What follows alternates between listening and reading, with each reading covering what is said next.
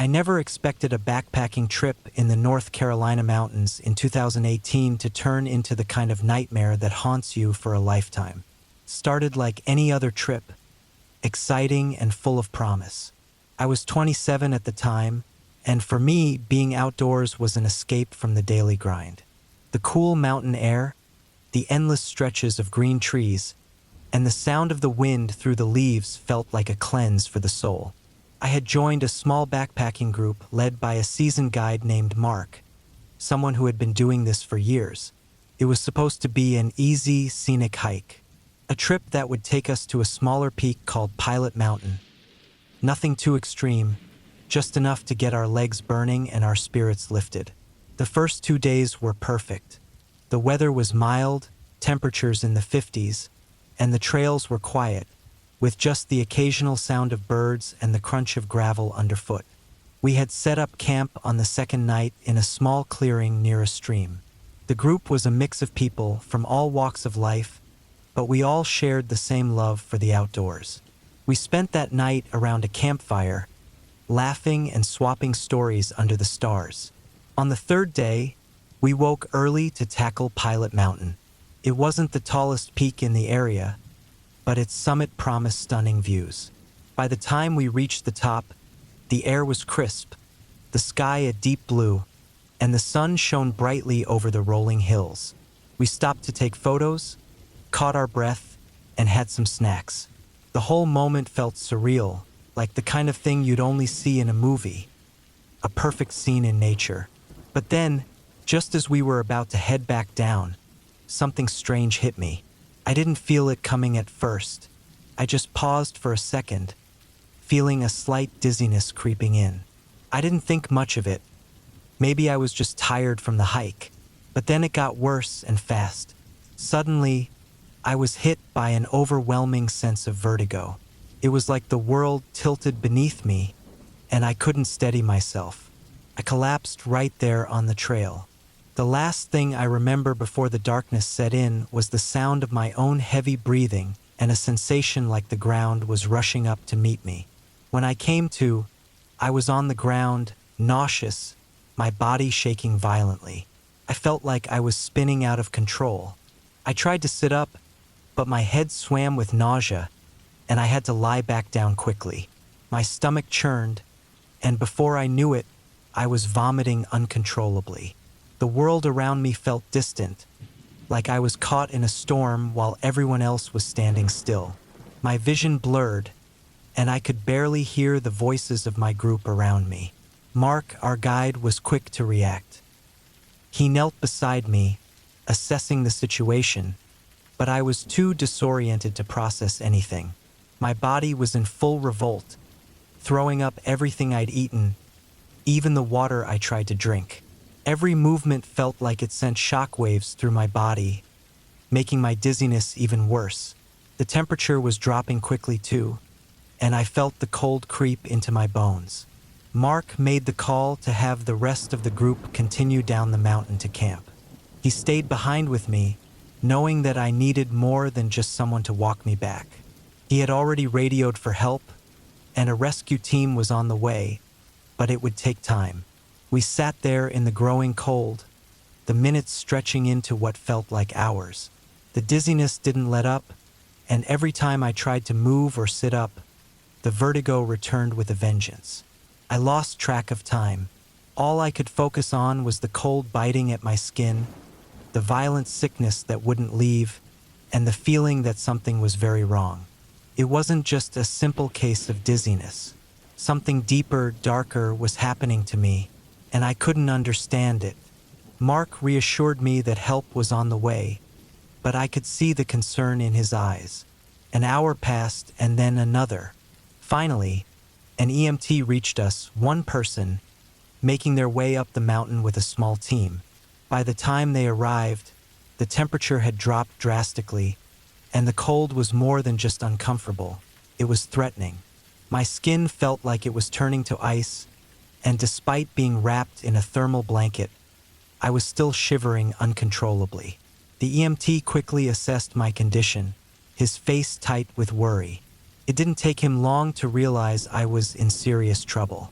They had to start in 4 to keep me hydrated, but it wasn't going as smoothly as it should.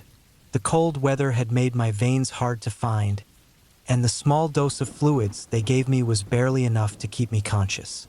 The EMTs were already talking about getting me airlifted, but the terrain was making it hard to get the equipment up to the peak. They couldn't risk moving me too much until they were sure I could be safely transported. The next few hours were a blur. I was so cold that I couldn't stop shivering, and every time I threw up, it only made things worse. Mark had the foresight to call in a helicopter as a backup, knowing it could take too long to get a proper rescue team on foot. As night began to fall, the temperature kept plummeting. The EMTs worked quickly, trying to stabilize me as best they could, but I could feel myself slipping away. I was becoming weaker by the minute, my body fighting to hold on to whatever strength it had left. Finally, around 9 p.m., the rescue crew reached us. They had to chainsaw a new trail just to get to me. The sound of the chainsaw cutting through the thick trees echoed across the mountain as they cleared the way. I could barely register it. Everything felt so distant, but I could hear the EMTs speaking urgently, making the decision to transfer me onto a stretcher. I was so dizzy that when they moved me, it felt like I was floating. Every bump on the stretcher sent pain through my body, but I didn't have the strength to fight it. The worst part wasn't the pain or the fear. It was the cold, the way it crept into my chest and squeezed the life out of me. By the time they reached the ATV to transport me the rest of the way down, it was well past midnight, and I was too out of it to know where we were. I was finally rushed to an ambulance waiting at the base of the mountain, and the crew quickly took me to the nearest hospital. They ran tests, including a CT scan, and checked for signs of a heart attack, but everything came back fine. I was told I wasn't going to die, but that didn't stop the overwhelming exhaustion from weighing me down. They discharged me at 3 a.m. in the middle of nowhere, leaving me with no way to get back to my group. I was too weak to stand, too disoriented to walk. The hospital staff offered me a cab, but I'd have to figure out where I wanted to go. I don't know what happened in that moment. I was alone, in the middle of the night, in a place where I couldn't even remember the name of the hospital. I was stranded, and even though I was physically safe, I felt more alone than I'd ever felt in my life. But then, as if by some miracle, a nurse took pity on me. She sneaked me into an empty room, away from the rest of the patients. She brought me water, snacks, and even a blanket. She didn't have to help me, but she did. She stayed with me for a while, making sure I had what I needed. And when the morning came, I was able to meet up with my backpacking group again. They had returned to the hospital to pick me up, and I remember the relief I felt just seeing their faces. I don't remember much of the ride back, but I know that day changed my life. I thought I was just another adventurer in the mountains, but I was wrong. That trip showed me how fragile life really is. It made me realize how quickly things can go from perfect to terrifying. It wasn't just luck that saved me that day. It was the kindness of people I didn't even know, people who went out of their way to make sure I survived. The truth is, I will never know exactly what happened to me on that mountain. It wasn't altitude sickness, it wasn't a heart attack, and it wasn't some rare illness. It was just a perfect storm of circumstances. But I'm lucky. So many people saved my life that day, and I'll never forget that. That experience taught me that, in the end, it's not the hike that matters. It's the people you meet, the ones who hold your life in their hands when everything falls apart. I've hiked again since then, but I'll never forget Pilot Mountain. I still wonder what would have happened if those people hadn't been there, if I had been alone, or if the rescue hadn't made it in time. But that's a thought I try not to dwell on. Instead, I carry the memory of their kindness, the way people saved my life in the most unexpected of ways.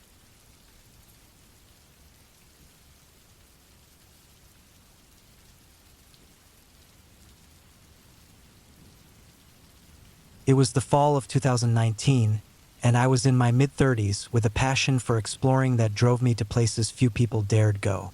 After hiking for several hours in the remote areas of New Mexico, my wife had settled back at camp, while I ventured off-trail as usual.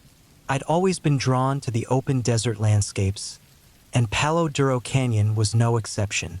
The vast, empty stretch of red rock, sharp cliffs, and dry clay made it feel like a different world, far away from anything familiar. The canyon had a quiet, almost eerie stillness to it. You could see the cracks in the land from miles away, and in some of them, the earth had created small caves, little indentations in the ground where animals probably took refuge. The kind of place where, if you weren't careful, you could easily slip into the unknown. But I wasn't worried. This was what I loved about hiking, the adventure of discovering the things no one else thought about. To most, the canyon was just a barren stretch of land. But to me, it was an open invitation to uncover hidden wonders. I'd been trekking for hours, a good distance off the trail, when the ground suddenly gave way beneath me. I didn't even see it coming.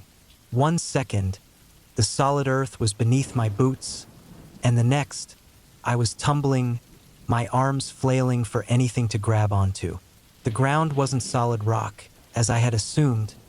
It was loose, dry clay that crumbled easily.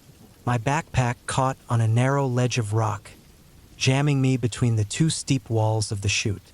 The world around me spun, and my breath caught in my throat. I was caught, wedged tightly between the clay and rocks, unable to move either up or down. The walls of the chute were slick, and I could feel the dry clay crumbling under my fingers as I tried to push myself higher. My heart hammered in my chest, and a cold sweat ran down my neck. The moment felt surreal. It felt like time had frozen, yet my mind raced in all directions. I had no idea how far down the chute went. It could have been 100 feet, or it could have dropped straight into nothing. There was a gnawing terror in my gut, and for a few moments I thought I might be stuck for good. The sense of isolation was overwhelming.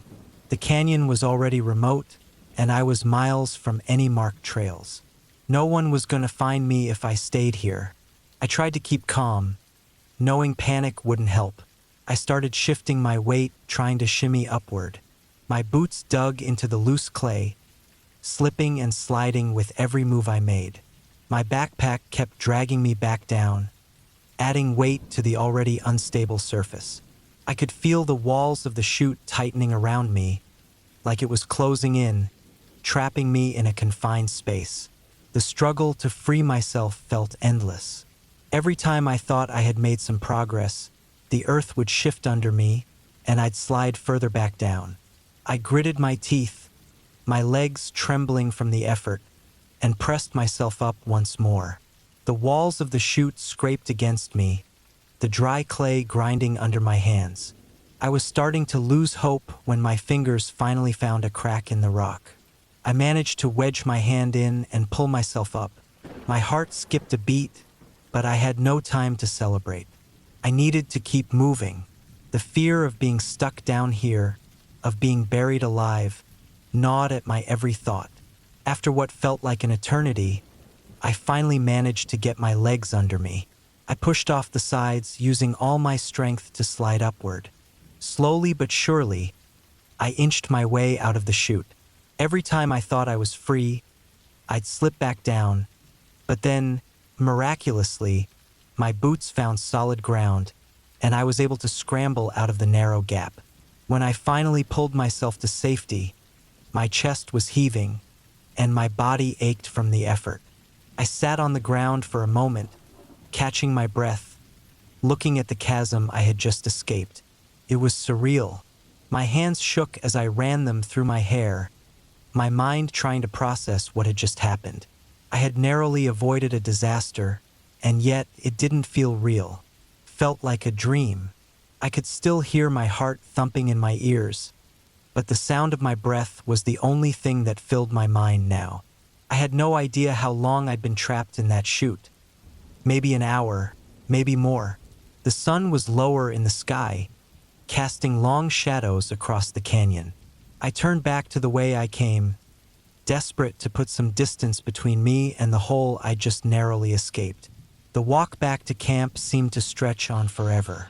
My legs were shaky, and every step felt like a small victory.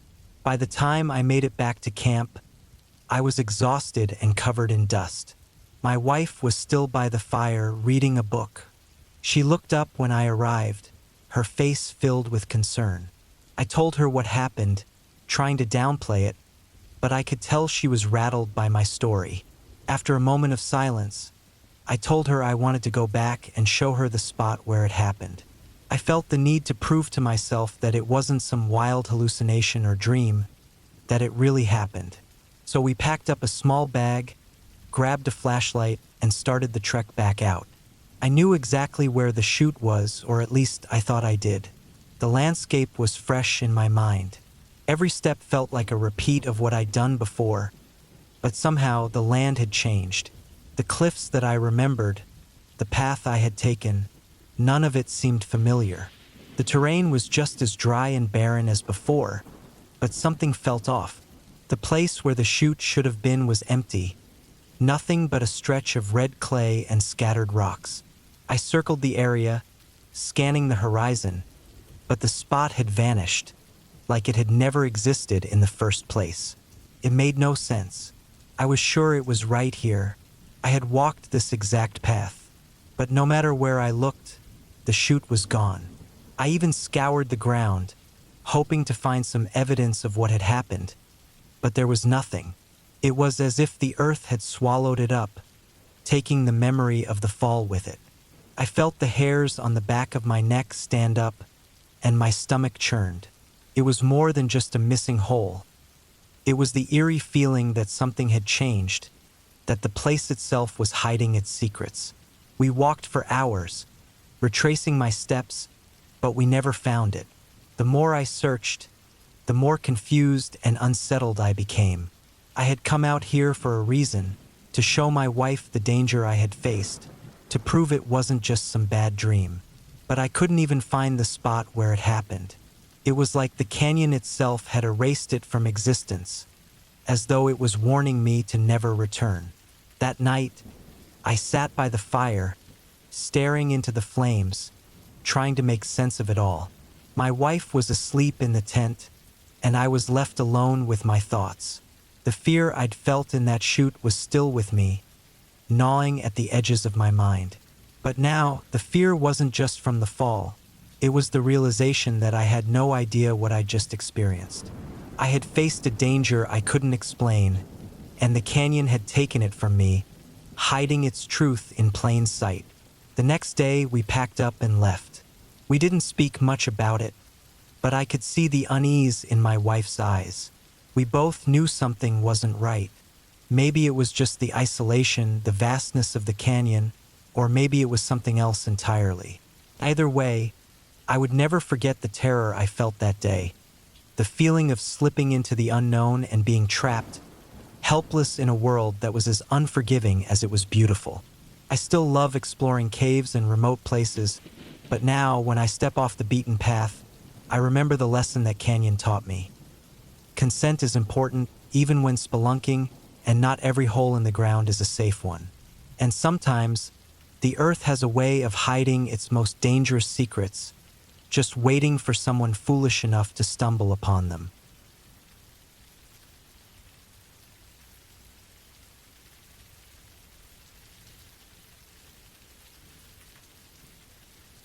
I was 28 years old when it happened. I'd spent my fair share of time hiking, but I always knew how risky it could be to take on some of the more remote places. I was in the outback, a spot that not many people chose to visit. It was 2017, and I was just trying to escape the noise of the city. I'd been living in Melbourne for a few years, working a desk job that drained the life out of me.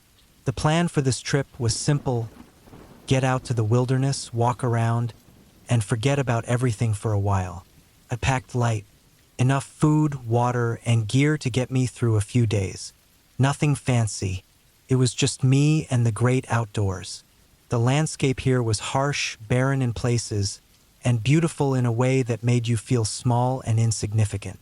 The creek bed I was walking along was a place I'd been to before. It wasn't exactly a well-known hiking trail, but it had a peace about it.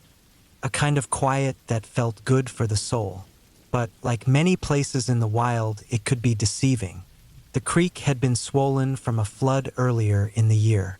It wasn't uncommon, especially in the outback where the weather can be unpredictable. The floodwaters had receded, but the damage it left behind was still there. The ground had been undercut in places, and unless you knew where to step, you might find yourself in trouble. I hadn't noticed the change in the terrain. The ground beneath my feet seemed solid enough, at least at first. I walked along, enjoying the solitude. It was early afternoon, and the sun was still strong, though the air had a dry chill to it, as it always did out here. I stepped forward and suddenly, without warning, the ground gave way. There was no time to brace myself. I remember the sickening feeling as the earth crumbled beneath me. I felt weightless for a second, like I was floating. Then the fall hit. I didn't just drop, I was somersaulting. My body was flipping through the air as I tried to grasp for anything that might slow me down. But there was nothing. I don't know how far I fell. 6 meters, they said later. But in that moment, it felt like miles. I slammed into the creek bed below, my body twisting in every direction. My leg caught an exposed tree root. The impact was so sharp, so sudden, that I heard the crack before I even realized what had happened. My tibia snapped clean in half. I felt a searing pain shoot up my leg, and it was all I could do to try and stop myself from screaming. But I didn't have time for that. Before I could even process the pain in my leg, I hit the ground again, this time with my other leg. My ankle crumpled on the second rotation, and I felt a sickening pop as it twisted at an impossible angle. The pain was unbearable, but it didn't stop there. I kept tumbling, finally crashing onto my side in a disgusting mix of mud, algae, and cow shit. It was the worst feeling in the world. My arm was bent beneath me, and I heard it break as my full weight came down on it. I knew something was wrong almost immediately. My head was spinning. I felt dizzy, nauseous. I couldn't focus on anything. I could hear the sound of rushing water in the creek nearby, and I tried to get a grip on what was happening. But my thoughts were so scrambled that I couldn't make sense of anything. My brain was working on instinct, a kind of autopilot that I didn't even know I had. It took me a moment to realize just how badly I was hurt. My leg was a mess. I could feel the sharp ache from my tibia and the throb from my ankle. But it wasn't just my legs. Couldn't move my arm. I tried to shift, but the pain was so intense I couldn't do much more than lie there. I tried to focus on breathing, in slow and steady. I was disoriented, but I knew I had to stay calm. I couldn't let panic take over. I had to figure out what to do. My head was pounding. I could feel the blood rushing in my ears. I knew I had a concussion, there was no doubt about it. I could barely see straight. The pain in my arm and leg were taking over my thoughts, but I had to focus on getting out of here. I couldn't stay in that creek bed, especially not in that condition. My mind scrambled for a plan. First aid was kicking in, but it wasn't enough. I had no idea how long I'd been out, but I knew the sun wouldn't stay up forever. The nearest town was 4 hours away. I had no way of getting there on my own, but somehow I managed to pull myself together. Slowly, I started moving, dragging my broken body through the muck and up the almost vertical slope of the creek bed. It wasn't easy. The mud was thick, and every time I moved, I could feel my body protesting. My broken leg made every movement a nightmare. I could feel the bone grinding together with each shift. My arm hung uselessly by my side. I tried to use my good leg to push myself up, but it wasn't enough. I had to crawl.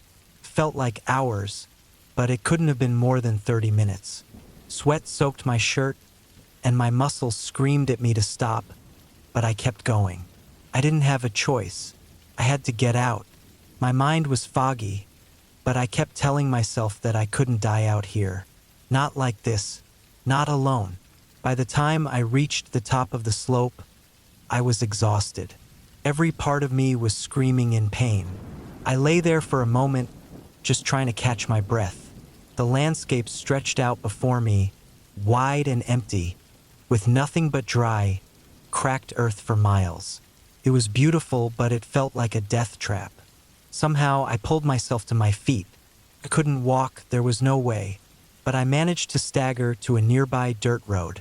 It wasn't much of a road, more like a narrow track that had been carved into the earth by the occasional vehicle passing through.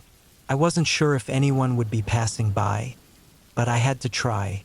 I collapsed at the edge of the road, using my remaining strength to drag myself into the open. I don't know how long I lay there, but eventually, a vehicle appeared in the distance. It was a 4x4, kicking up dust as it bounced along the road. I waved my arms, trying to get their attention.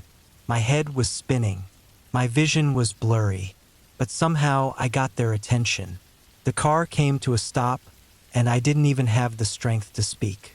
I pointed to my leg and my arm, trying to communicate, but the driver seemed to understand. They helped me into the car and began the long drive to the nearest hospital. The pain was overwhelming, but I was too dazed to fully process it. I just focused on staying conscious, keeping my eyes open, and hoping that I would make it through this. The ride was rough. Every bump felt like a knife twisting in my body. But eventually, after what felt like an eternity, we made it to the hospital. I don't remember much after that. My injuries were serious, but I was alive. The doctor said I was lucky to have made it out. 6 months have passed since that day. My leg still isn't healed. My arm's better, but it will never be the same. Every time I move, I'm reminded of what happened. The fear I felt in that moment of falling, of losing control. It's still with me. And it's not just the physical scars that remain. It's the mental scars, too. The constant reminder that nature is unpredictable. And no matter how prepared you think you are, anything can happen. I'm not sure what the future holds for me, but one thing's for certain. I'll never take the outback for granted again. The wilderness doesn't care if you're ready. It doesn't care if you've hiked before or if you're experienced. It's a force that can humble you in an instant. And for me, that was a lesson learned the hard way.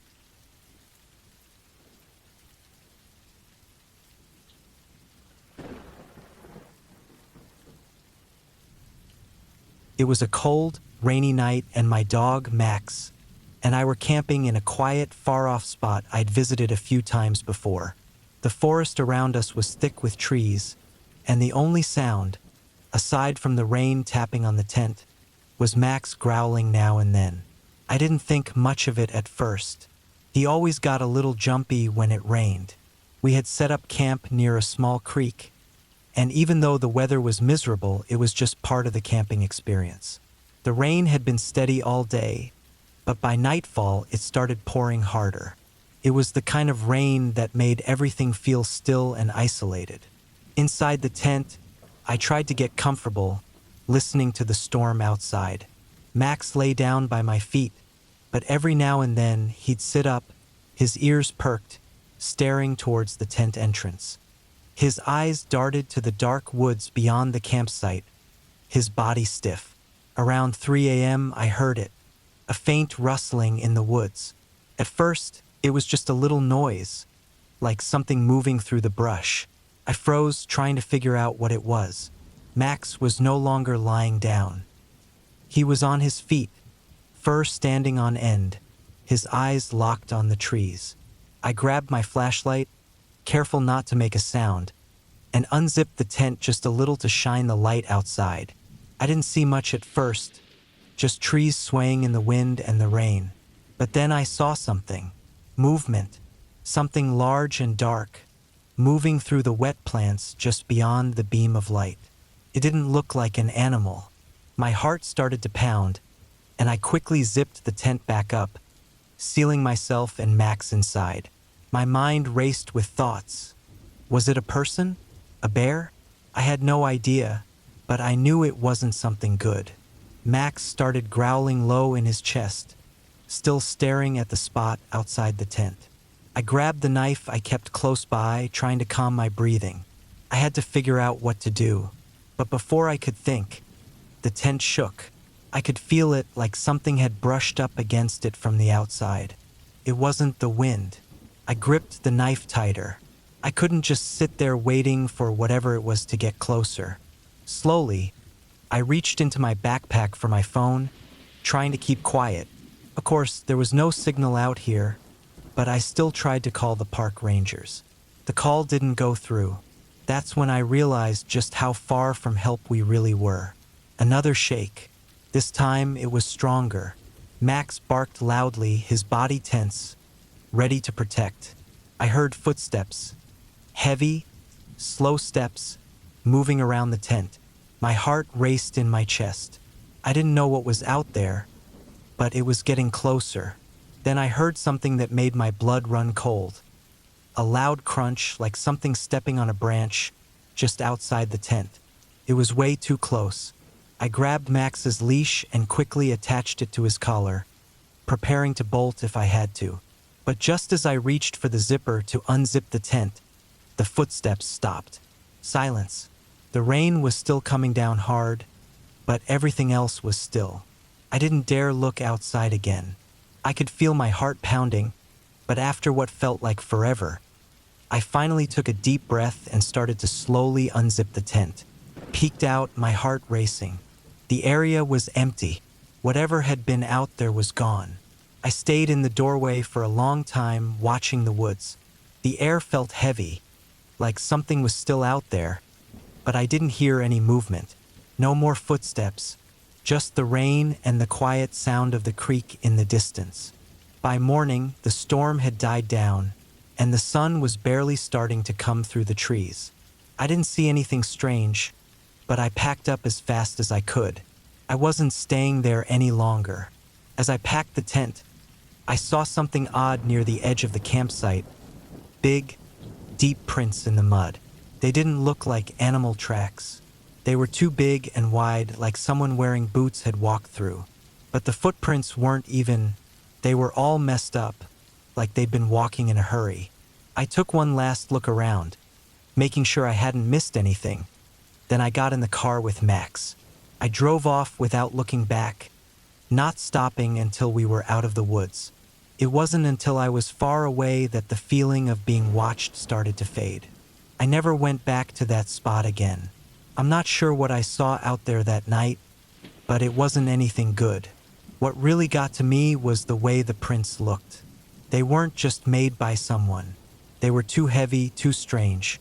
Almost like whatever it was had been waiting for me to leave, watching from the trees, waiting until it was too late to do anything.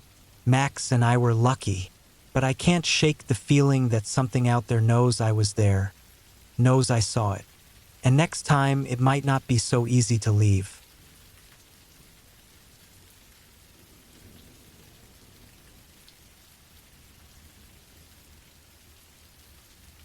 I'd heard about this old village deep in the woods for years. People said it was quiet, a place you could go to escape everything, a place where the world didn't matter. It sounded perfect for me, so I decided to go on my own. I needed to get away, clear my head, and be alone for a while. The first day was calm. I set up my tent in a small open area surrounded by thick trees. The sun barely touched the ground. The branches were so thick. Not far off was the village, empty and forgotten. Houses that were falling apart, windows broken or boarded up, and no sign of life anywhere. It looked like no one had lived there for years. It felt strange, but there was something oddly peaceful about it, like the place had given up on trying to be part of the world. On the second evening, as the sun was sinking, I noticed something weird. There was smoke rising from one of the houses. It wasn't a lot, but enough to catch my eye. I looked around, but no one was there. The village was still completely empty. The smoke seemed to be coming from one of the houses. I didn't know why, but something about it felt off. It made my stomach twist in a way I couldn't explain. I decided to check it out. I walked through the village, the ground soft beneath my boots with moss and tall weeds. The air smelled heavy, like wet dirt. As I got closer to the house where the smoke was coming from, I felt my heart start to race. The door to the house was cracked open, creaking slightly in the wind. I peeked inside, but it was dark. There was no sign of anyone. I stepped inside quietly, trying not to make any noise. The floorboards creaked a little under my feet, but I didn't care. The smoke inside smelled wrong, like something was burning, but it wasn't a regular fire smell. It was strange, oily, and thick. I moved closer to the stove in the corner. The smoke was coming from a pot on the stove, but it wasn't anything I had ever seen before. It was like a thick black goo, bubbling slowly. I couldn't understand what it was, but I had no intention of staying there much longer. As I turned to leave, I saw something move outside the door. It wasn't a person. The bushes around the house were shaking, like something was walking through them, moving in my direction. My heart stopped. I couldn't move. My mind screamed at me to get out.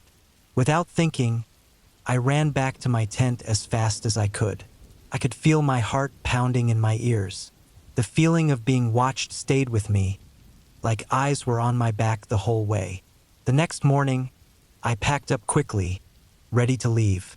As I walked through the village again on my way out, I still couldn't shake the feeling that I wasn't alone. The smoke was gone, but there was something wrong with the place. The houses, the trees, even the air. Everything felt heavier, like the village was holding its breath, waiting. I couldn't leave fast enough. I made my way to the path that led out of the woods, but that feeling stayed with me the whole time. It wasn't until I got home that I started thinking about it. I had seen something in that village, something I couldn't explain. That pot on the stove, it wasn't just an odd thing I found by accident. It felt like part of something much bigger, something wrong. The village was abandoned for a reason, but I couldn't figure out why. I haven't been able to forget it. I know now that the village wasn't just a forgotten place. It was a warning. That smoke, that smell, it wasn't natural. It was like the village itself was hiding something, something people left behind, something no one was meant to find. I don't know what it was, but I can feel it in my bones. That village wasn't meant to be found. I don't know if it's just the place that's cursed or something else, but I'm sure of one thing: whatever was in that village, it didn't want me there. And if you ever go there, I don't think you'll be leaving either.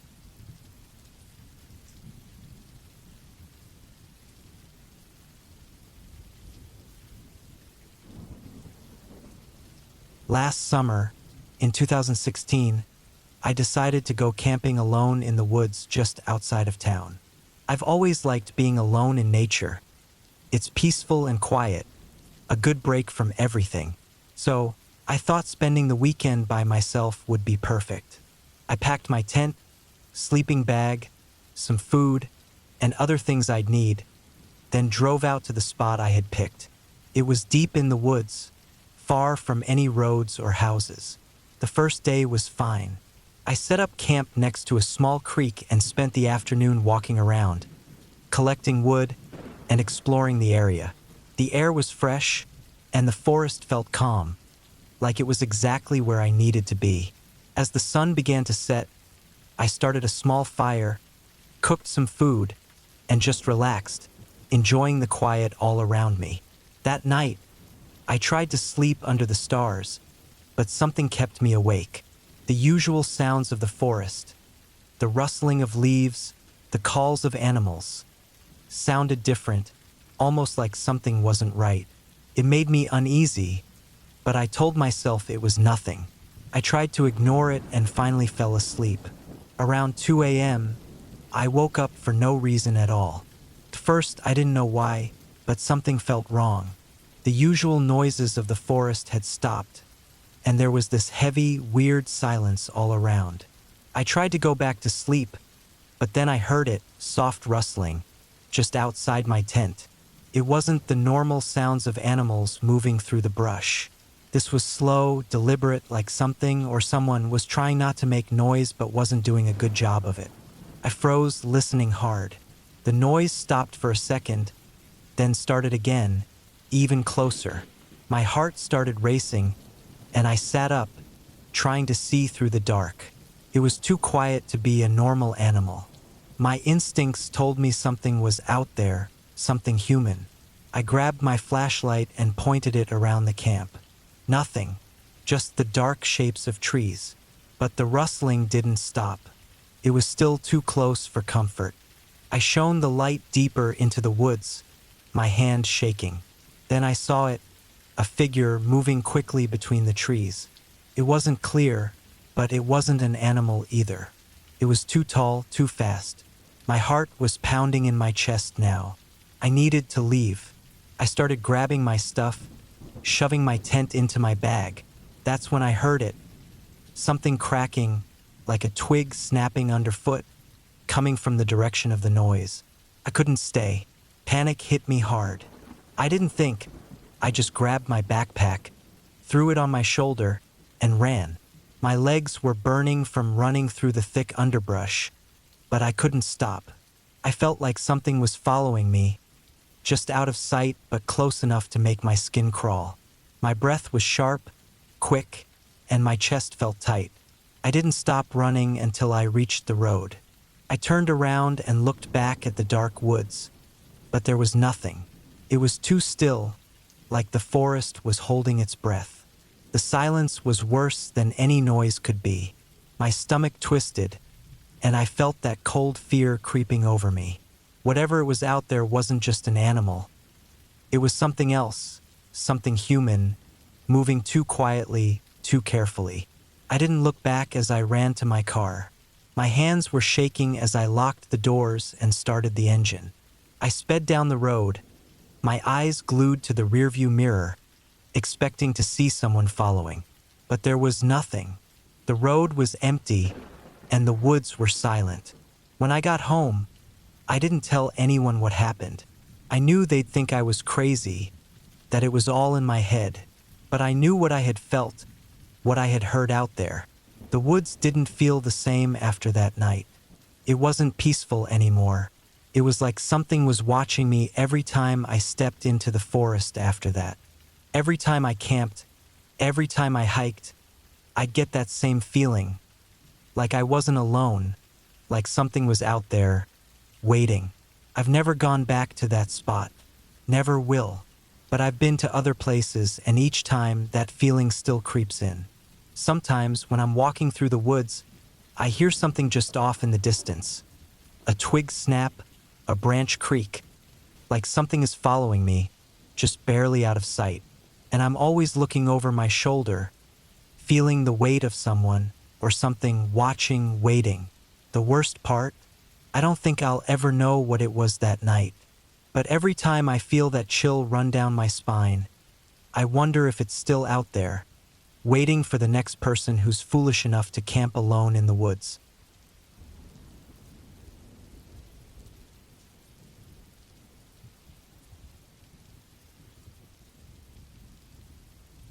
I had been looking forward to this solo camping trip for a while. The idea of being out alone in the woods, far from anyone or anything, felt like exactly what I needed. I got to the campsite just as it was getting dark, set up my tent, and started a fire. The air was cool, and I could smell the pine trees all around. I was excited for a peaceful night under the stars. As the sun disappeared, the temperature dropped fast. I huddled closer to the fire, trying to stay warm as the crackling sounds echoed in the quiet. The forest was still, with only the occasional rustle of leaves blowing in the wind. It felt calm, almost too calm. I kept turning my head, looking around, but all I could see were dark shadows of trees moving with the breeze. As the night went on, it got colder. I zipped up my sleeping bag, trying to stay warm, but the cold kept creeping in. I should have packed more layers, but I didn't expect it to get this bad. The fire had burned down to just a few glowing embers. Then I heard something. At first, I thought it was just an animal, maybe a deer or a raccoon, but then I heard it again. It sounded like something big was moving through the brush. It was too loud to be a small animal. My heart started racing. I tried to ignore it, but the noise came closer. I grabbed my flashlight and pointed it into the dark, but all I saw was the forest. The rustling stopped for a second, then started up again, this time from the other side of the campsite. My mind was spinning. Was someone out there? Another camper? But it didn't feel right. Felt wrong. I froze, trying to stay as quiet as possible, listening hard. The footsteps were slow, heavy, and they seemed to move in a circle around me. Whoever or whatever was out there wasn't hiding. They were making sure I knew they were there. A cold fear washed over me, and I felt my stomach drop. I couldn't stay in the tent anymore. I reached for my pack, and as I unzipped the tent, I froze again. Right outside the door, the footsteps stopped. I held my breath. The forest was completely silent now. I slowly pulled back the tent flap, trying not to make a sound, but there was nothing there. Still, something didn't feel right. My heart was pounding as I stepped out of the tent, looking around. The trees were just black shapes against the dim light of the stars. There was no sign of anyone, but the feeling of being watched was stronger than ever. Couldn't shake it. My skin crawled. I couldn't stay another second. I rushed to pack up my stuff, shoving everything into my bag as quickly as I could. My hands were shaking. Whether it was from fear or the cold, I couldn't tell, but I didn't care. I just needed to leave. As I started walking toward the trail, I kept glancing behind me, expecting to see someone following. But there was no one. Still, the woods felt different now. Darker, more threatening, like they were closing in on me. The silence was oppressive, and the feeling of eyes on my back never went away. Finally, I reached my car, and without wasting a second, I slammed the door, started the engine, and sped off. I didn't look back. My mind raced with everything I had heard, everything I had felt, but I couldn't make sense of it. I didn't want to think about it anymore. I just wanted to leave it all behind. But as I drove away, I glanced in my rearview mirror. The headlights from my car lit up the dark road behind me, but the trees along the side of the road weren't just dark shapes anymore. There, standing just inside the edge of the forest, was a figure. It was too far to make out clearly, but I could see it standing still, watching. I don't know who or what it was, but I didn't stop to find out. That night, I learned something that still haunts me. Not all silence is peaceful, and some things in the woods are far too close for comfort. And whatever had been out there, whatever had been circling my campsite, was still out there, waiting. I don't camp alone anymore, and I don't think I ever will again. Something in those woods knew exactly how to make me feel small, how to make me feel helpless. And as long as I live, I'll never forget the way it watched me.